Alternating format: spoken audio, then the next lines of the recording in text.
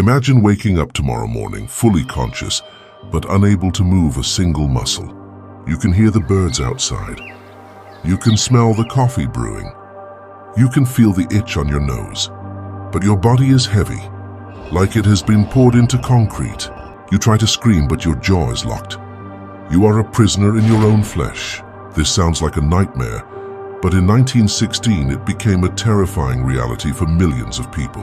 While the world was distracted by the chaos of World War I, a silent killer crept into the homes of Vienna, London, and New York. It didn't kill you instantly. Instead, it turned you into a statue. It began innocently enough. A headache, a fever, maybe some double vision. People thought they just needed a nap. But when they lay down, they didn't wake up. Or rather, their minds woke up, but their bodies did not. This was the beginning of Encephalitis Lethargica, also known as the sleepy sickness. It is perhaps the most mysterious and haunting epidemic in human history. Doctors were baffled. They would walk through hospital wards filled with hundreds of patients who looked like wax figures. They sat in chairs, motionless for hours, staring at nothing. If you threw a ball at them, they might catch it instantly, proving they were awake. But then their hand would freeze again, holding the ball, returning to the statuesque trance. They were the living ghosts of the 20th century. To understand the true horror of this disease, you have to look into the eyes of the victims. One of the most terrifying symptoms was something called the mask. The virus attacked the brainstem, stripping away the ability to show emotion. Patients lost their facial expressions entirely. Their faces became smooth, unblinking, and blank. Behind that mask, a person was screaming, crying, or laughing, but the world saw nothing but a blank slate. But it got worse. For many, the sickness brought a torture known as the oculogeric crisis. Without warning, a patient's eyes would violently roll upwards, locking into the back of their head. They would be forced to stare at the ceiling or the sky for hours, sometimes an entire day, unable to look down. Survivors who later recovered described this state not as sleep but as a living hell. They recounted feeling an overwhelming sense of doom, panic, and hallucinations while their eyes were locked upwards. They begged for release, but their bodies refused to obey.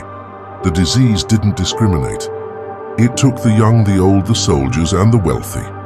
By the mid-1920s, it is estimated that 5 million people were infected worldwide. A third of them died in the acute phase, their bodies simply shutting down from exhaustion. A third recovered, though often with severe behavioral changes. But the final third met a fate arguably worse than death. They entered the long sleep. By 1927, the epidemic did something strange. It vanished. As quickly and mysteriously as it had arrived, the infections stopped. The virus disappeared into the mist of history, but it left behind a wreckage of human lives.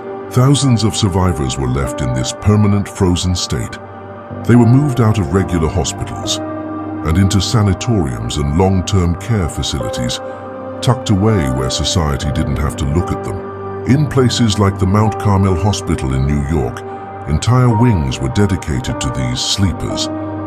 They were fed with spoons, bathed by nurses, and turned over in their beds to prevent sores.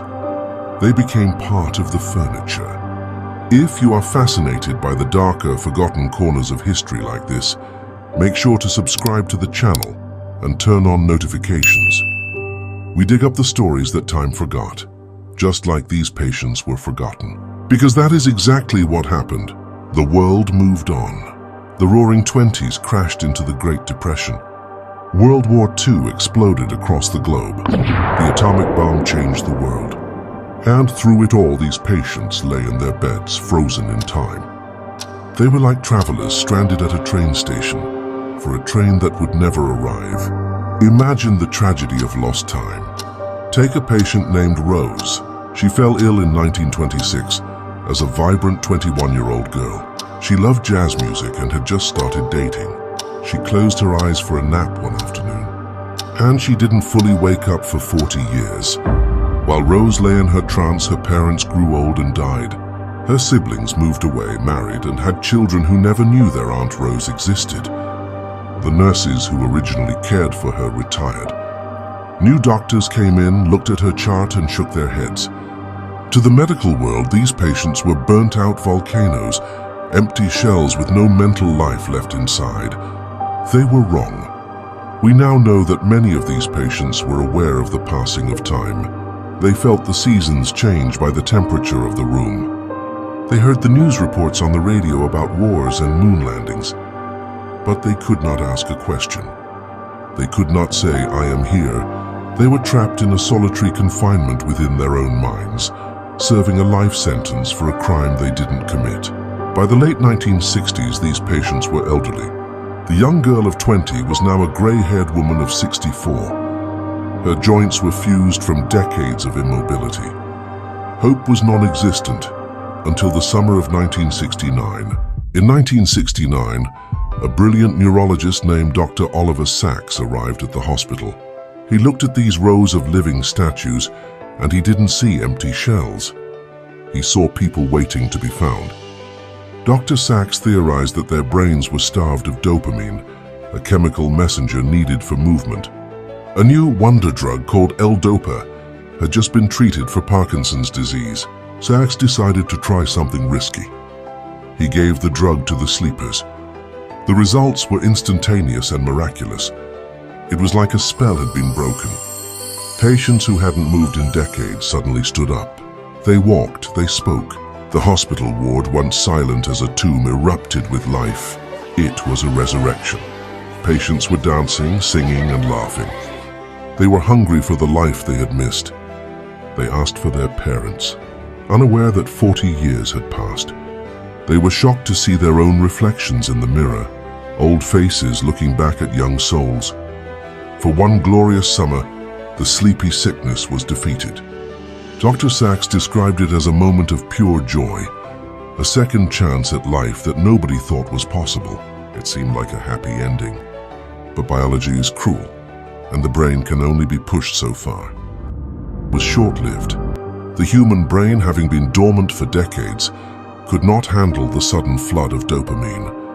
The awakening began to turn into a nightmare.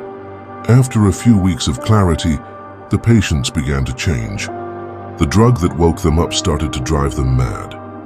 They developed violent tics. They couldn't stop moving. They shouted, cursed, and hallucinated.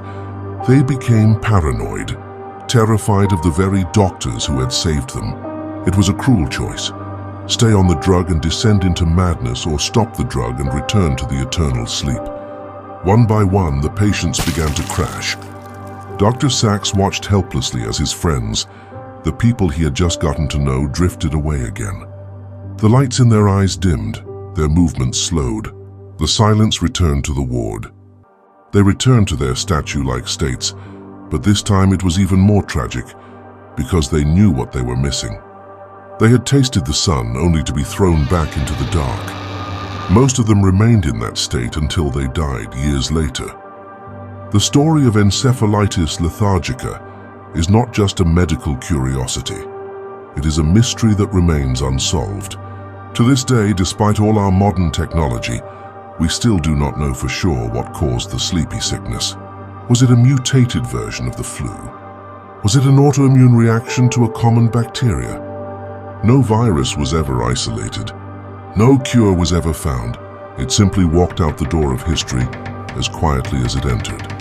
But virologists have a warning for us. Viruses like this don't usually go extinct. They hide, they mutate. They wait in the reservoirs of nature. Some experts believe that the sleepy sickness is still out there, dormant, waiting for the right conditions to wake up again. And if it returns, will we be ready? Or will we face another era of silence? What do you think caused this mysterious plague? Do you think something like this could happen again in our lifetime? Let me know your theories in the comments below. And if you want to sleep well tonight, maybe don't think about it too much. Thanks for watching Story Haven.